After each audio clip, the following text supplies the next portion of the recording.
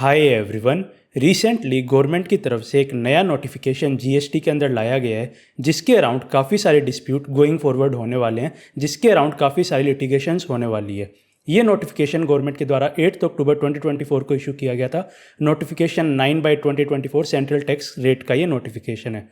ये notification basically RCM की बात करता है कि अगर आप कोई प्रॉपर्टी रेंट पे देते हैं, कोई अनरजिस्टर्ड पर्सन किसी रजिस्टर्ड पर्सन को प्रॉपर्टी रेंट पे देता है, तो उसके ऊपर जो रजिस्टर्ड पर्सन है उसे आरसीएम के अंदर रेंट पे करना होगा। ये नोटिफिकेशन जो अपनी 54 जीएसटी काउंसिल मीटिंग हुई थी उसके बाद आया और उसके अंदर भी ये रिकमेंडेशन निकल के सामने आया था कि आप रेंटिंग ऑफ प्रॉपर्टी के ऊपर जो अनरजिस्टर्ड पर्सन से रजिस्टर्ड पर्सन को दी जा रही है उसके ऊपर आरसीएम अप्लाई करेगा। तो ये नोटिफिकेशन जो ओरिजिनल आरसीएम का नोटिफिकेशन है, notification number 13/2017 central tax rate का, उसके अंदर अमेंड करके एक नई एंट्री 5AB ऐड करता है। तो अब इसके अंदर लिटिगेशंस होने के चांसेस क्यों हैं?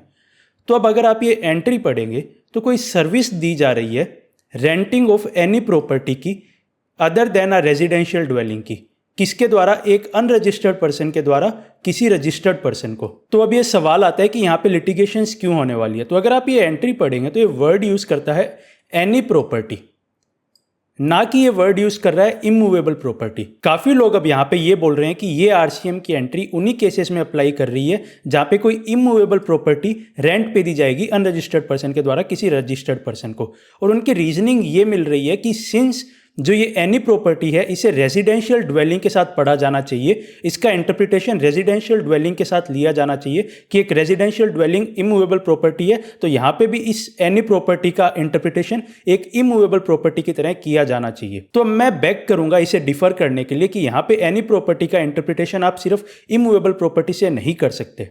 रीजन बीइंग कि हम सबसे पहले जो ओरिजिनल नोटिफिकेशन है, नोटिफिकेशन नंबर 13/2027, वो देखते हैं कि इसका इंटरप्रिटेशन क्या होना चाहिए। यहाँ पे एनी प्रॉपर्टी का मतलब सिर्फ इमूवेबल प्रॉपर्टी है या ये कोई भी प्रॉपर्टी हो सकती है।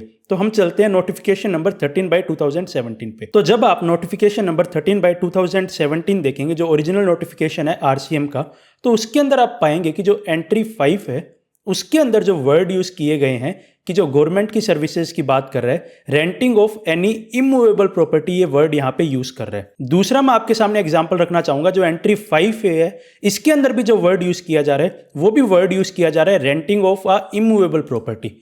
तो यहां दोनों ही एंट्रीज के अंदर renting of any property word use नहीं कर रहे। इसके बाद इसी नोटिफिकेशन के एक्सप्लेनेशन के अंदर इन्होंने जो रेंटिंग ऑफ इमूवेबल प्रॉपर्टी है उसका मीनिंग भी बताया है कि किसी इमूवेबल प्रॉपर्टी को रेंट पे देना।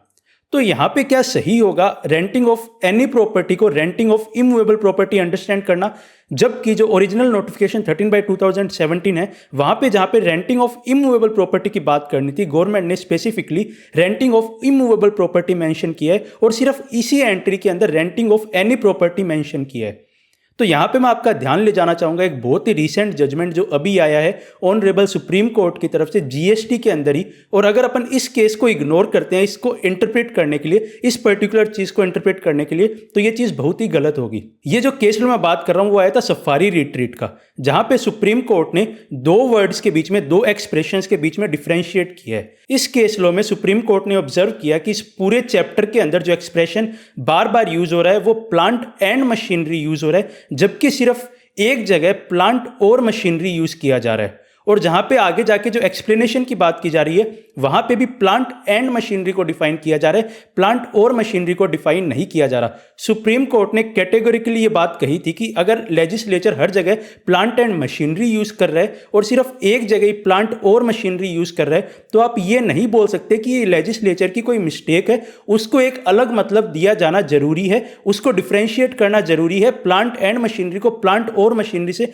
डिफ्रेंशिएट किया जाना बहुत जरूरी है। आप ऐसा नहीं बोल सकते कि लेजिस्लेचर का कोई अलग इंटेंट ही नहीं था, सिर्फ एक जगह कोई और वर्ड यूज करने की वजह से। तो वही इंटरप्रिटेशन के प्रिंसिपल्स अगर मैं यहां लाके लगाऊं तो हर जगह जो यूज हो रहा है नोटिफिकेशन में वर्ड, वो renting of immovable property specify हो रहा है और एक्सप्लेनेशन के अंदर भी रेंटिंग ऑफ इमूवेबल प्रॉपर्टी है और वो स्पेसिफिकली स्पेसिफाई कर रहे हैं हर जगह एक्सप्रेशन को यूज करते हुए कि हम रेंटिंग ऑफ इमूवेबल प्रॉपर्टी की बात कर रहे हैं, सिर्फ इमूवेबल प्रॉपर्टी है यहां पे। और जबकि सिर्फ इसी पर्टिकुलर एंट्री के अंदर उन्होंने इमूवेबल प्रॉपर्टी मेंशन नहीं किया, सिर्फ उन्होंने एनी प्रॉपर्टी लिख दिया।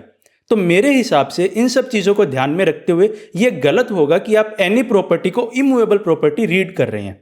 अगली चीज मैं आपके सामने रखना चाहूंगा कि ये जो रिकमेंडेशन आई थी 54 जीएसटी काउंसिल मीटिंग के अंदर ये रिकमेंडेशन आई और उसके बाद ये नोटिफिकेशन इशू किया गया, तो हमारे लिए एक बार जरूरी हो जाता है कि हम 54th जीएसटी काउंसिल मीटिंग की जो प्रेस रिलीज निकल के आई थी उसे भी एक बार देख लें। तो जब आप 54 जीएसटी काउंसिल मीटिंग की प्रेस रिलीज देखेंगे तो वहां पे भी आप पढ़ेंगे कि रेंटिंग ऑफ कमर्शियल प्रॉपर्टी, यहां पे भी सिर्फ प्रॉपर्टी का मेंशन है, कहीं पे भी इमूवेबल प्रॉपर्टी की रेंटिंग की बात नहीं की जा रही। तो अगर आपको यहां पे ये चीज समझनी होगी तो मेरे ओपिनियन के अंदर कहीं पे भी इस चीज का मेंशन नहीं आ रहा कि सिर्फ ये इमूवेबल प्रॉपर्टी की बात कर रहे हैं। हर तरफ से जो चीज निकल के सामने आ रही है वो प्रॉपर्टी की आ रही है, एनी प्रॉपर्टी की बात यहां पे की जा रही है। तो मेरे ओपिनियन के अंदर ये जो एंट्री 5AB आई है उसमें एनी प्रॉपर्टी का मतलब हमें सिर्फ इमूवेबल प्रॉपर्टी से नहीं लेना चाहिए। कोई भी प्रॉपर्टी हो, अगर वो रेजिडेंशियल ड्वेलिंग नहीं है तो वो यहां पे कवर हो जाएगी। रेजिडेंशियल ड्वेलिंग को इन्होंने ऑलरेडी कवर कर दिया है कि रेजिडेंशियल ड्वेलिंग अगर कोई भी पर्सन दे रहा है रजिस्टर्ड पर्सन को, तो ऐसे केस के अंदर वो आरसीएम के अंदर कवर हो जाएगी।